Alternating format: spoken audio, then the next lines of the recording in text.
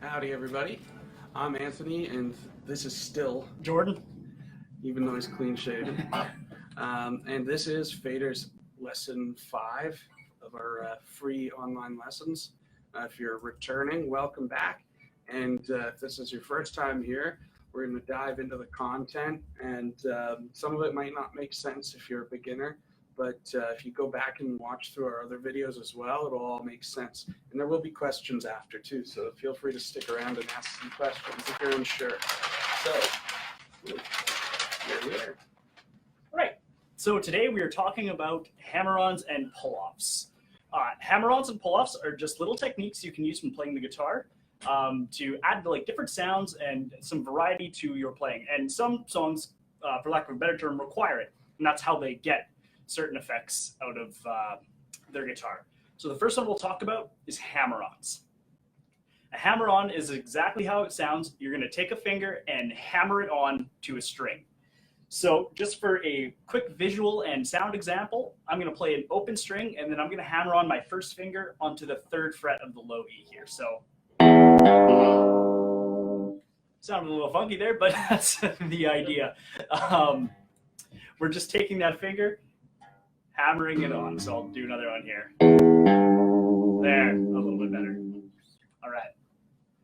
So we'll look at the tab sheet here. So here we have some different examples of the way these are pull-offs on the bottom. We'll get to that in a second. We have different examples of the way hammer-ons will be written in tab. So here's kind of like the user-submitted ultimate guitar style, where you'll see the way it's written is with an H to represent that hammer-on. So the way this one's written out is we're going open, hammer to 3 on each string the way down. So we'll play that through for you guys. So we get open, hammer.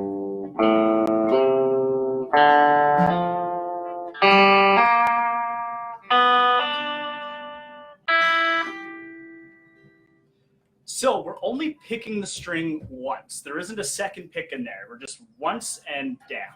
All right.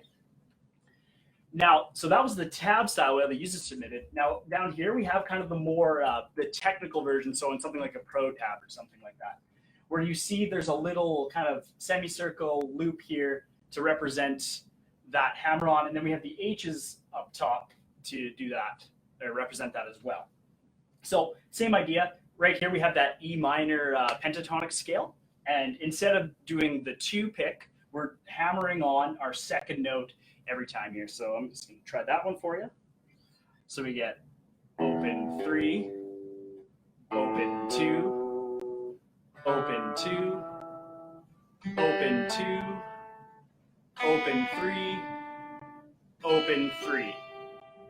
So you might notice that Anthony and I are adding a little bit of vibrato on the string there, and all that is when we kind of shake our hands a little bit. We're just kind of trying to get the note to extend its volume and just a little bit of sonic range out of it a little bit. So that's not required, but as you get a little bit better at them, that's something you'll just kind of add in as you go.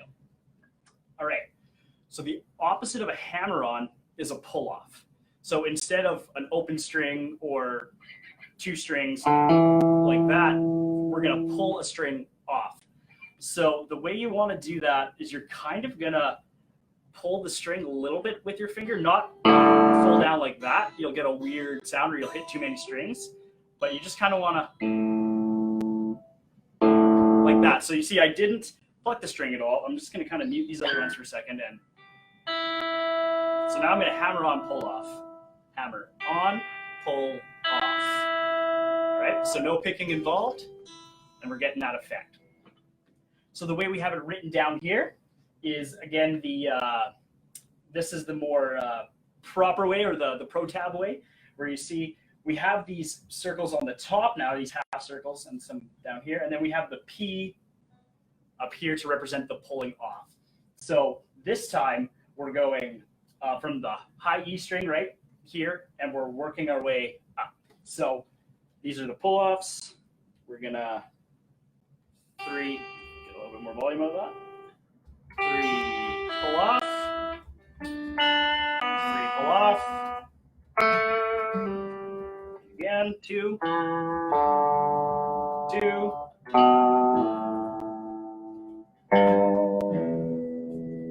we did have the pick for the first note, for the note that we had our finger down on there. We had we picked it and then we pulled off without using our pick to get that effect. Would anybody want to see a close-up of those? Yes, I was just gonna say people have been asking for close-ups. Oh, perfect. Okay. So I'll do the hammers, you do the pulls. Sure. Sure. Okay. How's this for hand position here? Yep, looks good. Cool. So for hammer on, I pick and then I hammer. And then I pick, hammer, pick, hammer, pick, hammer, pick, hammer, pick, hammer. So you're literally just hammering your finger down. So yeah, you can work on just your hammering as well. Just hitting random notes just to get used to how hard you need to hit. Because if you hit too softly, you can sort of hear. The whole idea is to have it Right. out as loud as possible. Yeah. So when you're doing it, like I have my thumb anchored on the back of the neck, and it's more my hand turning, if you can see that sort of motion. So it's not just my finger. If you just try to do your finger, you're going to have to generate a lot of strength just from your finger. So pivoting your wrist in order to get that note to really hit harder. A little more leverage, right? Yeah, you're using leverage in order to really generate that hammered note. And pull-offs. Chord here. How does that look? That's pretty good. Here, I'll just. Sure. Oh, you gotta go up a little bit. There we go. That's getting better. All right. So I'll do that. pull off. Whoop. Whoa, there goes the microphone. Technical difficulties. This is just the reverse idea. So I'm going to go backwards here. So I'm get a little more volume out of the guitar there.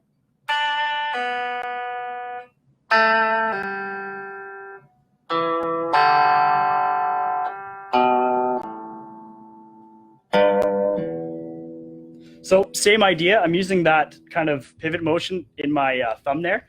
And I'm kind of pulling the string down just like so, micro, small, getting that release sound. And then once you kind of get good at both of them, you can start to add them together to practice and just kind of like a... So now I'm getting a hammer-on pull-off effect right there. Yep. Which you do fast enough and they'll call it a trill. Which is a technique you hear in music, like guitar music, all the time. Right? Oh, especially in like blues rock lead playing and stuff. You'll hear that all the time. Definitely. And just like the way that this one's written, like the user submitted style tab, if you were to go to like Ultimate Guitar or something like that, and you see this here, if you were to see pull-offs written, you would see a little P in between the note that you pluck and the note that you're pulling off to. I'm going to take a quick look. This page will look familiar from the last lesson, except we're going to focus just on this middle part, which we've added to. So I'll let you take that. So this is Back in Black from last week. So we'll do a quick refresher on the chorded part up here, and then we will play this riff down here with the pull-offs. So first thing I have is my E minor chord. We'll strum that once. Then I have a D 3 times. Then I have an A 3 times. So last week we were doing the pluck each string. So we're going. This time we're going to want to do the pull-offs up. So we're going to go.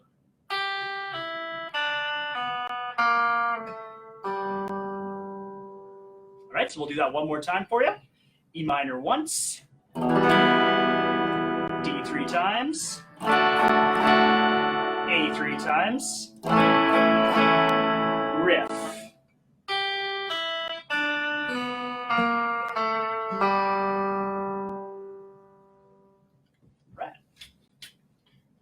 So one reason why you might play that way instead of picking all the notes is if you pick all the notes, there's a picking sound. So I'll give you a couple reasons why. When you're picking every single note, kind of gives you a different phrasing or different feel for it than when you're pulling off. That's a little bit stricter. Whereas when you're doing your pull-offs, you're actually, they actually call a style where you're doing mostly hammer-ons and pull-offs legato, which is like smooth playing. So it actually puts a little bit more emphasis on the picked notes. So you're kind of really phrasing those notes that are picked and then pulling off to those other notes. They're not as pronounced. So it makes a big difference. Just like other techniques that we'll be covering down the road, like bending and sliding, which we'll actually be adding on to these in a subsequent lesson as well. I just wanted to add that in there, reasons why you might actually use hammers and pulls. For sure. So I'm going to play this 2 more times for you guys. And a little bit more up to speed as the song itself would go. And let's just see if we can hear the difference between just picking the notes and doing the hammer-on pull-off style. So I'm going to get some volume here. And here's what it would sound like with the pick note. So again. All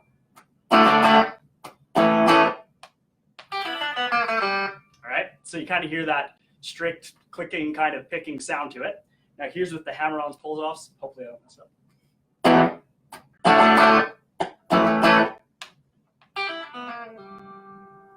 Right. It's a little smoother, yeah. Smoother. Get more attitude to it. Yeah.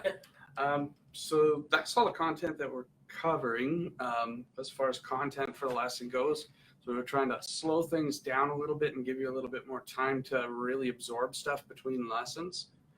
So we would take any questions that you guys have got regarding this lesson or previous lesson material. Yeah, I think we figured out. We've had one of our watchers help with that pencil thing that. Okay. Yeah. Oh yeah. So you basically, I'll let you guys do. You put the pencil in like this, and then it just holds. It holds it out like that. Okay. So Okay, so it's like through do you here. want to what's the word I'm looking for? Uninfected pencil. Sure. So yeah, here. So apparently this trick will allow you to not mess up if you put. It just raises keeps your helps you with more precise fretting, I guess. So you put the pencil on the inside of your index finger and let it rest sort of on the back side of your middle and your thumb. So when you're playing, it'll lift. This will lift your. Tilt go this way a little bit. Oh yeah, there you go. I was pointing it at the microphone. It'll lift the back end of your hand off and prevent you from resting, and will help to point your fingers down. That's interesting. Yeah, it's a Never technique, would've. it's a little tool that some people may find helpful if you're muffling too many notes. But I mean, when it comes right down to it, you just got to practice. And it'll just sort of helps get your hand maybe in the right position. Yeah, And then you can get rid of the pencil once you've got it. So like a little brace or something. yeah, exactly. Yeah, it's kind of neat. Look like in the close-ups. A lot of people commenting on Jordan's face. Oh, yes. Yes. Yeah, baby face. Yeah. So I guess one of the questions we had is that D/F# chord. Oh yeah. Question. So what? Sure. What So- does that mean? Basically, it gives you the chord that you're playing normally, which would be like a D. And then the second note is it's over an F sharp bass. So what that is F sharp, the F sharp bass, the normal chord that usually is where you're playing your regular D chord. And then you're adding in this low F sharp. Now I don't use my thumb really because I got short thumbs. So for me, it's kind of tricky to do. So I actually hold my D differently when I do this so that I can put my index finger down to play this chord. But that's what a D/F sharp would be, is you're playing a D chord with a low F sharp note. So that's on the second fret of the low E that you're adding on to a D chord. So like I said, a lot of people play the D chord and just add their thumb on. Whereas myself, with my short thumb, I throw my index finger, so I actually hold the D chord differently. But all that it really is it's telling you a chord you're playing, and then a low root note or like a low bass note that you're playing for it. Nobody can see your face now. Oh, low bass note that you're playing. Perfect. Yeah. Excellent. Thank you for that explanation. Yeah. Cool. Any other questions anybody has? Or? I think we got most of the questions answered. So Yes, hammer-ons and pull-offs are a really straightforward thing to do and to learn. They're a very simple technique. So when it comes down to it, it's just a matter of practice. And that's, I guess that's a reason why you were going to start doing our lessons next, like our next lesson is going to be next Monday. It's going to give you time to really work through the material and practice, because it's a simple concept, but to actually get it down takes a bit of practice. So really pay attention to those little details and you'll pick up more along the road. Like pivoting your wrist is very important, because not only will it give you that hammer strength to really sound out a note, but it'll also give you, when you're pulling away, to get that little it's almost like you're trying to like grip with your the skin on the tip of your finger and pluck away. It gives you that ability to really pluck away easily when you're doing a pull off as well. So you can really practice that, and it'll take you a bit of time to get that coordination down just right. But once it comes to you, then it'll be second nature. Yep, and you will hit other strings while you're practicing this. Even I myself hit a couple that I didn't mean to in there. So it's just one of those things. Take some time, take some practice. Mm-hmm. And hammer-ons and pull-offs aren't always open strings either, for what it's worth. I know the example we looked at today, it incorporated some open strings, but I can do hammer-ons moving down the neck. Just let's use the 5 and the 7th fret, for example. So I'm going to... and then backwards. Like that as well. So perfect. We did have somebody ask if you could do the example on the sheet a little bit slower. For sure. The pull-offs, like the whole, maybe just the whole. Certainly, yeah, absolutely. Like so we'll do the Back in Black riff again here. So we have an E minor, 3 Ds, 3 A's.